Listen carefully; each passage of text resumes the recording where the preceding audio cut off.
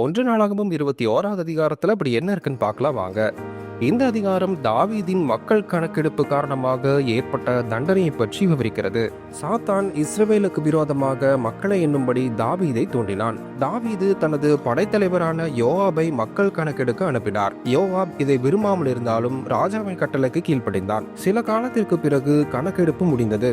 இஸ்ரவேலில் போருக்கு தகுதியான பல லட்சம் வீரர்கள் இருப்பது தெரிய வந்தது. இந்த செயல் தேவனுக்கு பிரியமில்லாததாக இருந்தது. தாவீது தனது பாவத்தை உணர்ந்து தேவனிடம் மனம் திரும்பினார். அதனால் தேவன் தீர்க்கதரிசி காத்தின் மூலம் தாவீதுக்கு 3 தண்டனை விருப்பங்களை அளித்தார். 3 வருட பட்டினி, 3 மாதங்கள் பகைவரால் தோல்வி அல்லது 3 நாட்கள் கடும் கொள்ளை நோய். தாவீது கர்த்தரின் கரங்களில் விழுவது மேல் என்று கூறி தேவனின் தண்டனையை தேர்ந்தெடுத்தார். அதனால் இஸ்ரவேலில் ஒரு பெரிய கொள்ளை நோய் பரவியது. 70,000 பேர் மரித்தனர். தேவதூதன் எருசலேமுக்கு விரைந்து வந்த போது தேவன் இரக்கம் கொண்டு தண்டனையை நிறுத்தினார். தாவீது தேவதூதன் நின்ற அரவணாவின் களத்தில் பலிபீடம் கட்டி தேவனுக்கு பலி செலுத்தினார். தேவன் வானத்திலிருந்து நெருப்பை அனுப்பி பலியை ஏற்றுக்கொண்டார். இவ்விடமே பின்னர் ஆலயம் கட்டப்பட்ட புனித ஸ்தலமாக அமைந்தது.